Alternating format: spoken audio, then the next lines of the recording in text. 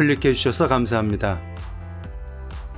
카 오디오 하는 재미에 빠진 센터 방송실입니다. 오늘은 차체 떨림을 잡으려고 방진 매트를 이곳 저곳에 덕지 붙이는 일과 비트10D라는 프로세서의 세팅을 알아가는 과정에 관한 이야기를 해보고자 합니다. 선제바꿈은 카 오디오를 하는 재미 중 하나입니다. 사진에 보이는 것 중에 오이스트라우 MK2를 제외하곤 모두 자작입니다.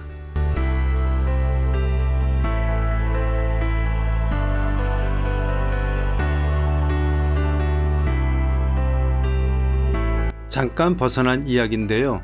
매년 5월 셋째 주 화요일부터 금요일까지는 코바쇼가 코엑스에서 개최되었죠. 2018년도에도 열려 다녀왔습니다. 하지만 코로나 팬데믹으로 인하여 지난 3년간 개최되지 못했는데 올해 2022년에는 6월에 개최된다고 하네요. 2018년에 갔었을 때 전시되어 있던 대부분의 장비들은 항상 봐오던 것들이라 사진에 담지 않았는데요. 카 오디오를 한 이후 알게 된 브랜드가 있어 반갑기도 해서 두어 컷 담아봤습니다. 일단 차는 탄천 주차장에 주차를 합니다. 코엑스 본 전시장의 주차료는 넘사벽입니다. 다시 하고자 하는 이야기를 이어갑니다. 트렁크의 떨림 소리를 잡아주었더니 이젠 천장이 우네요. 뭐 울면 달래줘야죠. 천장 내장재를 탈거하고 제대로 해주어야 하는데요. 썬루프가 달려있어 천장 탈거가 쉽지 않아 C필러 부분과 뒷좌석 일부분만 탈거한 후에 방진제를 더덕 붙여주었네요. 사실 당장 가지고 있던 방진 매트가 한 장뿐이라서 경제적으로 붙인다고 방진 매트를 조각 내어 저렇게 붙여주었습니다. 혹여 여름에 태양빛이 강하게 내리쬐는 야외 주차장에 주차하게 되더라도 방진 매트가 흘러내리지 않도록 방진 매트의 접착 부위에 토치를 가하는 등 나름 확실하게 붙였다고 했는데 3년여가 흐르니 일부는 떨어져서 썬루프 창이 인슬라이딩 되었을 때에 유리에 붙어버리는 불상사가 발생하고 말았네요. 그리고 이건 트렁크 내부 윗부분입니다. 실내에서 보면 뒷 선반 아래쪽이 되겠네요.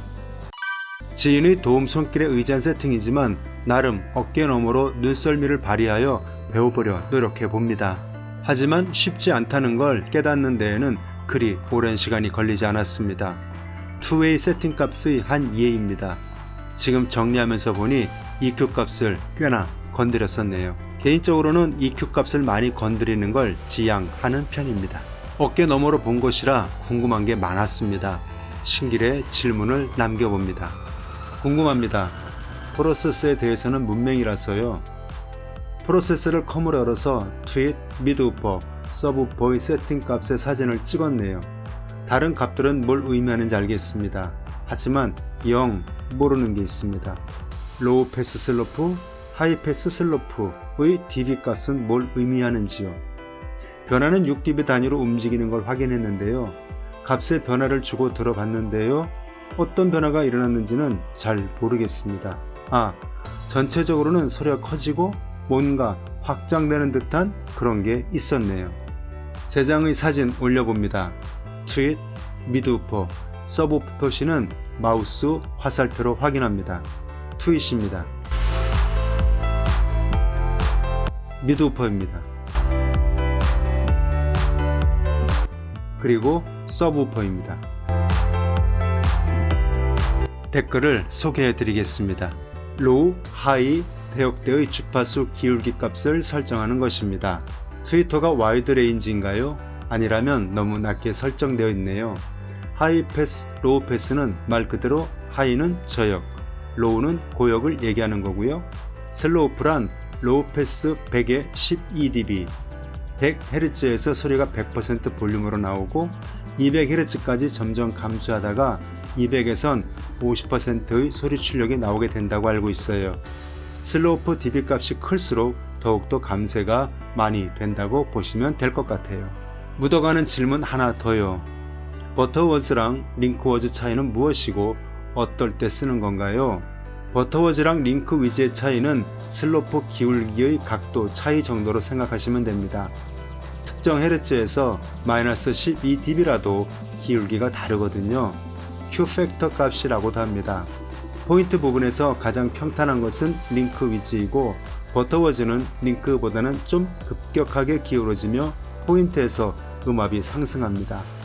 이론적으로는 이렇고요. 귀로는 분간하기 어려울 정도의 차이입니다.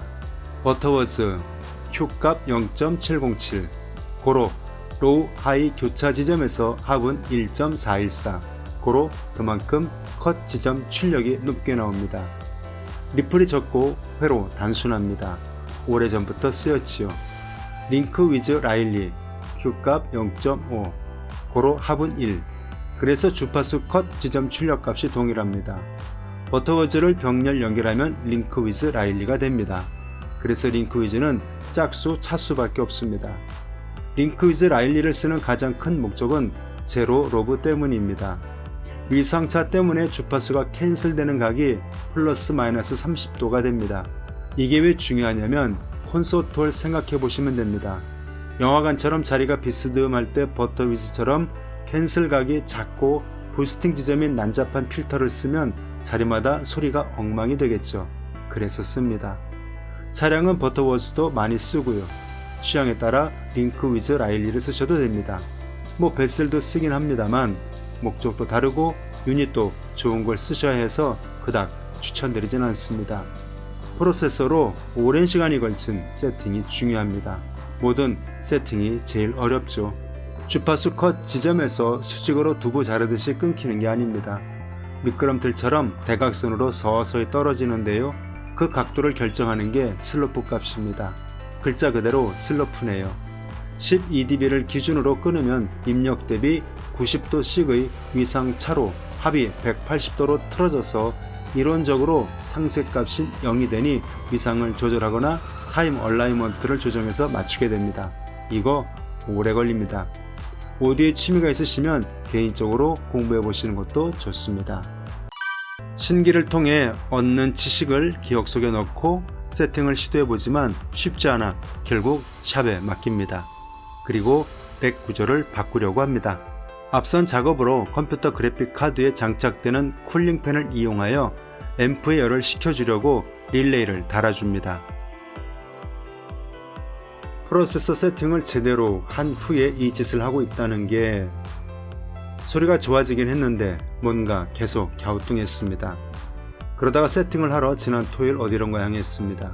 그곳에서 프로세서 세팅을 하는 것을 보곤 지금까지 내가 뭔 세팅을 한다고 했었지? 그렇게 해서 들었던 게 뭐였지? 했습니다. 다른 세팅은 일단 접어두고요. 앰프의 게인값만 보면요. 사진에 보이는 앰프의 게인이 10C를 넘기지 못함에도 충분한 소리를 뽑아내는 세팅이었습니다. 아래 왼쪽은 미드우퍼를 브릿지로 연결하여 들으려는 건데요. 좌우의 게인이 조금 다르죠? 아래 오른쪽은 1, 2번 채널은 트윗의 게인이고요. 3번, 4번 채널은 서브우퍼 게인입니다. 그래서인지 싶습니다. 확 뒤집어 보려고 이런 짓을 하고 있습니다. 뒤집어 봤자 가지고 있는 것들 배치만 다시 하는 것이지만요. 아랫단에는 앞으로 뭐가 추가될지는 모르겠습니다만 저는 공급 장치를 넣어두고요.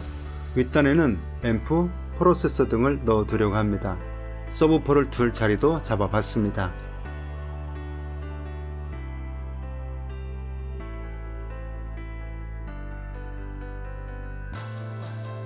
주문을 넣은 나무판이 오기까지 신호를 4군데에 보내줘야 하기에 리모트 선도 만들고 쿨러도 앰프 위에 있던 것을 넥 상판의 옆 벽에 두려고 제 자리를 찾아갈 수 있도록 선도 길게 연장해주면서 릴레이도 달아주고 있는 모습입니다. 늘상 그렇지만 신길에 올리는 글은 저와 비슷한 경험을 하고 있는 분이 계시다면 정보를 서로 나누었으면 해서 올리는 겁니다. 그냥 그렇다는 겁니다. 앰프 게인값의 차이는 카메라 각도에 의한 차이가 아니라 실제 차이입니다. 지하주차장에서의 DIY로 인한 탁한 공기의 흡입을 이렇게 신선 공기의 흡입으로 정화시켜줍니다. 정선에서 레일바이크를 타고 신나게 달려봅니다. 먹는 것이 빠지면 안 되겠죠?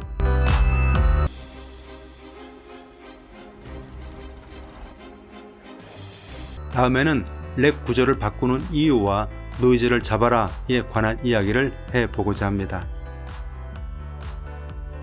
지금까지 센터 방송실의 가오기하는 재미였습니다. 감사합니다.